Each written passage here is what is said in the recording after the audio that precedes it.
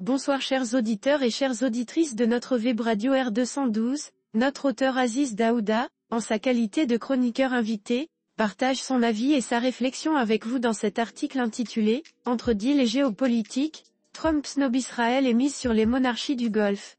Le voici en podcast pour vous. Aziz Daouda ouvre son propos en évoquant un événement majeur, survenu le 13 mai 2025 de la manière suivante. Le 13 mai 2025, Donald Trump a lancé la première grande tournée internationale de son second mandat.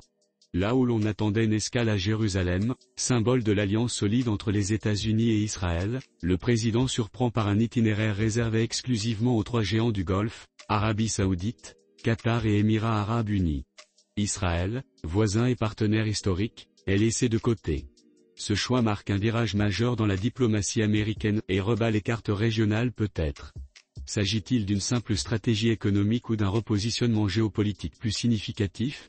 L'auteur entame ensuite son analyse avec une escale qui donne immédiatement le ton de cette tournée ainsi. Dès Riyad, le ton est donné, Trump privilégie les affaires. Aziz Daouda enchaîne en soulignant l'ampleur des investissements annoncés par l'Arabie Saoudite en ces mots. L'Arabie Saoudite dans un faste inédit, peu habituel pour un Américain, annonce un investissement colossal de 600 milliards de dollars dans l'économie américaine, que Trump veut porter à 1000 milliards sur 4 ans. Les secteurs concernés, la défense, l'énergie, la technologie, les infrastructures et surtout l'armement, gênent sans doute Israël.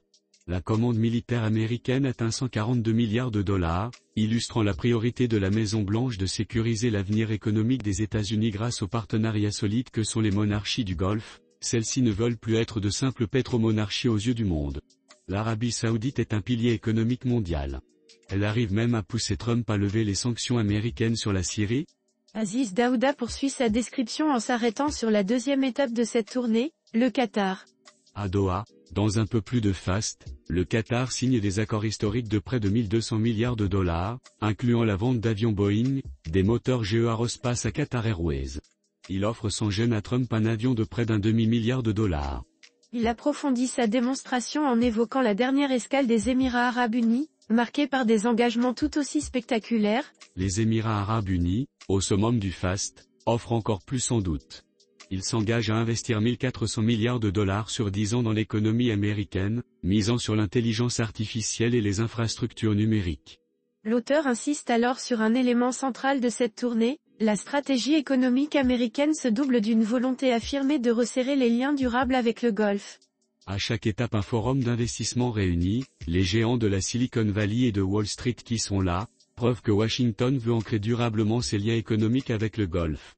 Trump présente ainsi à son électorat des résultats concrets, renforçant sa stature de dealmaker et garantissant la prospérité américaine sur un long terme.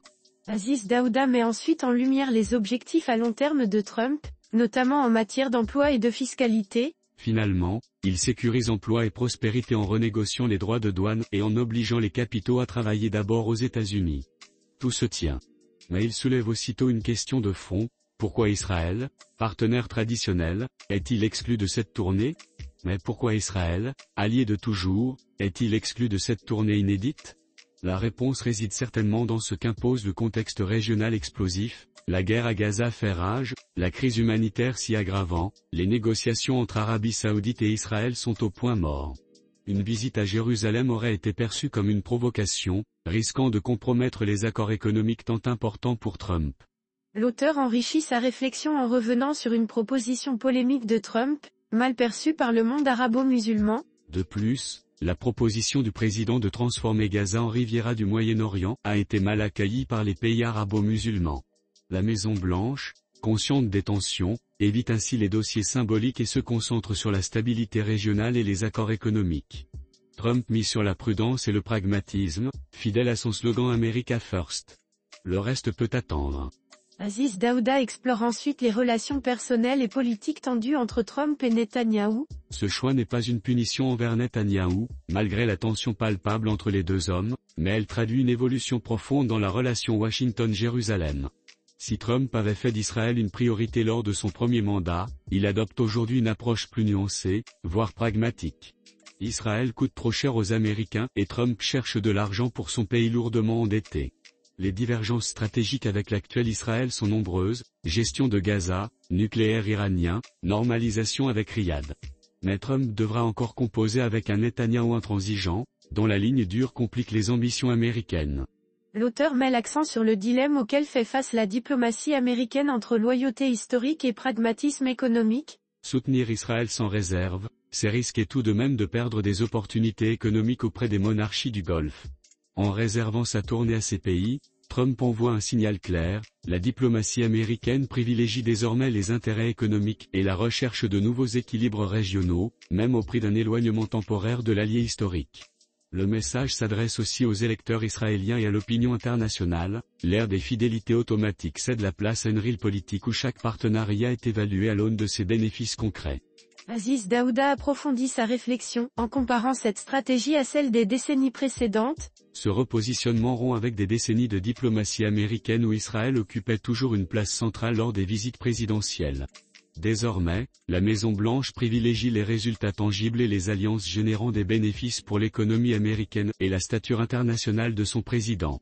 Vance, le vice-président, consolide aussi son positionnement pour la prochaine échéance américaine dans moins de 4 ans.